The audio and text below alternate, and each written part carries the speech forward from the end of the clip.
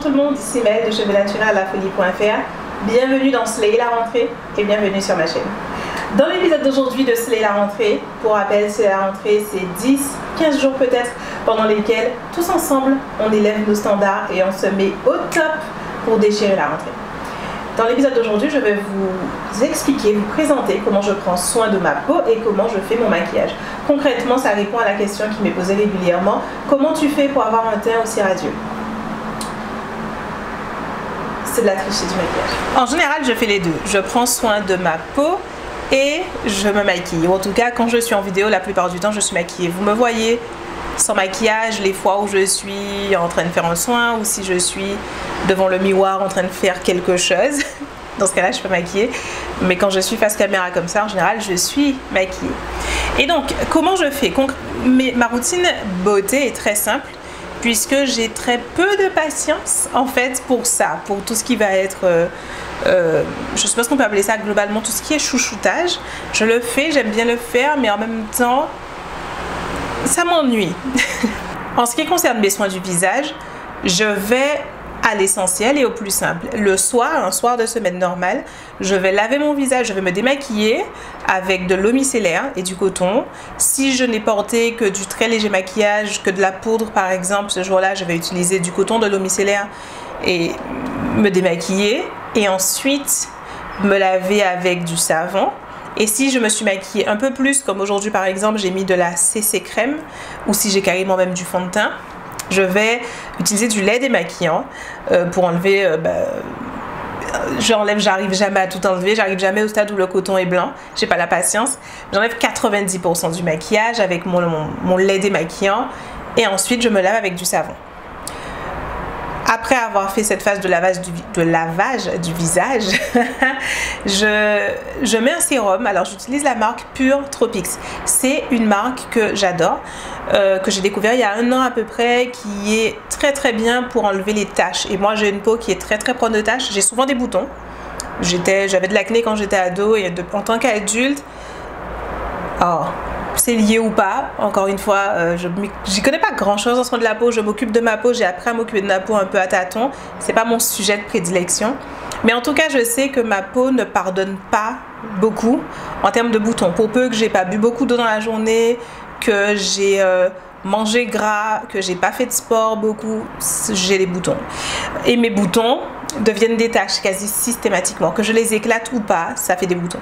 Alors, ça fait des taches, pardon. Quand je les éclate, en général c'est mon copain qui adore éclater les boutons, ça c'est pire encore. Ça fait des taches encore plus noires, encore plus profondes, qui mettent encore plus de temps à partir.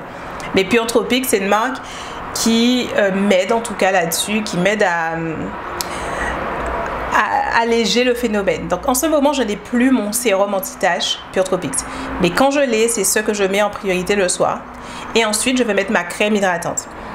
En ce moment, je ne l'ai pas, donc j'utilise alors c'est aussi un sérum, mais ça a plus une texture de crème et c'est comme un soin éclat.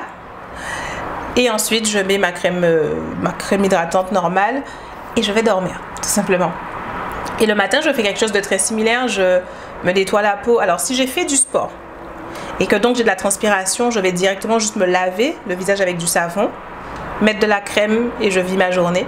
Si je n'ai pas fait de sport, alors je vais me passer du coton et de l'eau micellaire sur la peau et mettre de la crème hydratante et ce sera tout. J'ai arrêté de me laver systématiquement la peau avec de l'eau quand il y a quelques années j'ai réalisé qu'en fait je réagissais très intensément au calcaire. Ma peau en tout cas. Donc quand j'ai beaucoup de calcaire sur la peau, quand je me mouille la peau souvent, elle est très sèche. Elle devient sèche très rapidement.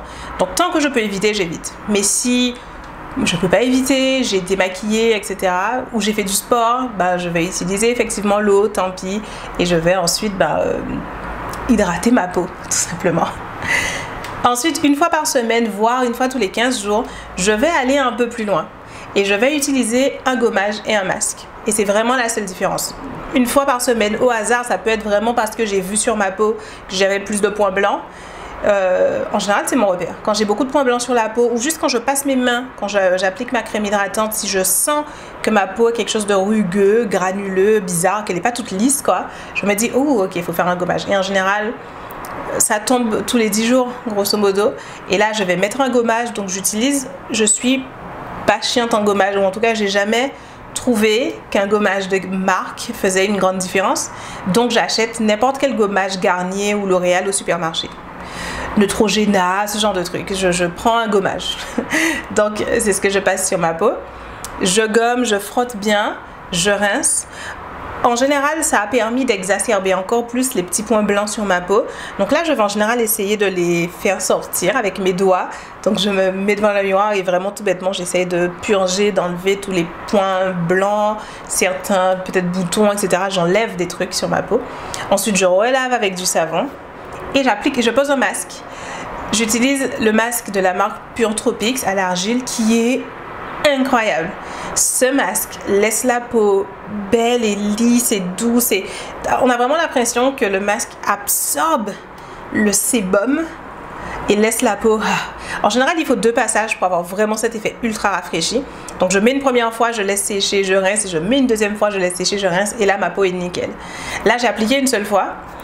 Donc j'ai appliqué une fois, j'ai laissé absorber, j'ai rincé, j'ai encore vérifié mon nez surtout, c'est là que j'ai le plus de points blancs pour enlever un peu ce qui dépasse et me rincer à nouveau le visage.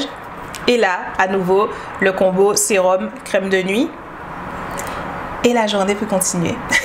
En ce moment, j'ai particulièrement beaucoup de points noirs, en particulier ici sur la zone du front, parce que justement, j'ai eu une éruption de bouton que je n'ai pas pu m'empêcher de manipuler énormément. C'est-à-dire, le bouton a été éclaté. Ensuite, la cicatrice du bouton éclaté, j'ai gratté, arraché. Ensuite, ça refait des cicatrices, j'ai regratté et ainsi de suite. Donc, ça a fait des taches. Je sais que c'est pas bien. Faut pas la peine de me le redire. Ce sont des tics, écoutez. Voilà, je ne peux pas m'en empêcher. Ou du moins, je pourrais, mais... en l'occurrence là j'ai fait aucun effort pour essayer de m'en empêcher, je me suis vautrée dedans. C'est la vie. Donc ça c'est pour ma peau. Ensuite le maquillage, là où le vrai éclat se produit, n'est-ce pas?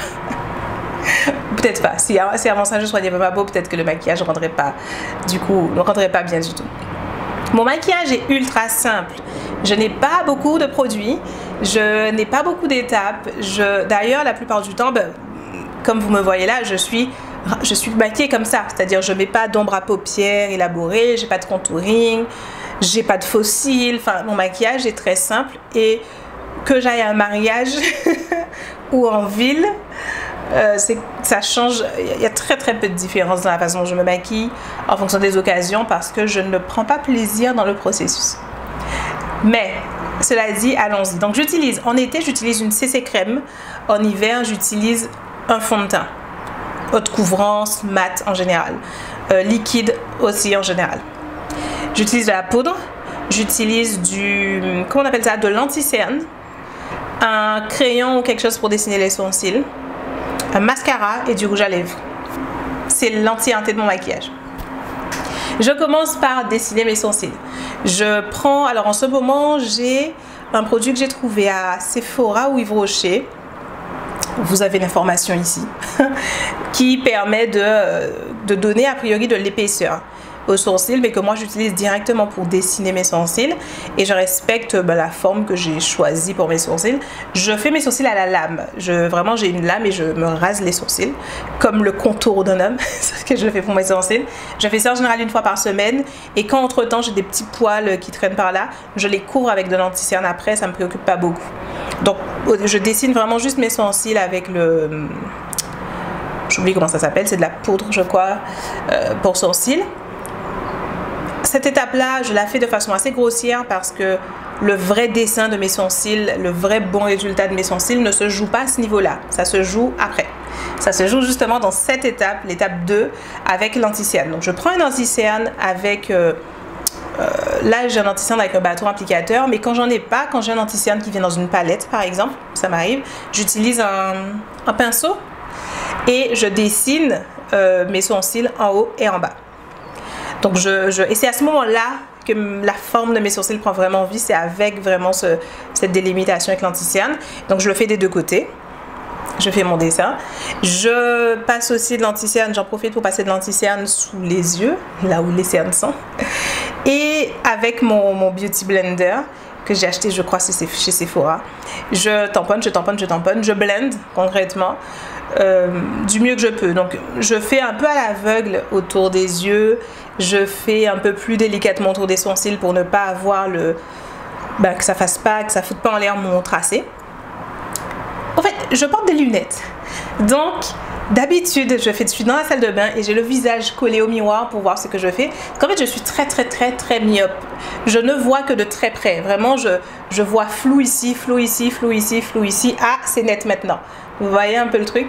Donc, j'ai besoin d'être très près du miroir quand j'ai pas mes lunettes ou mes lentilles pour faire mon dessin. Donc, c'est pour ça que vous me voyez comme ça, hystériquement si près.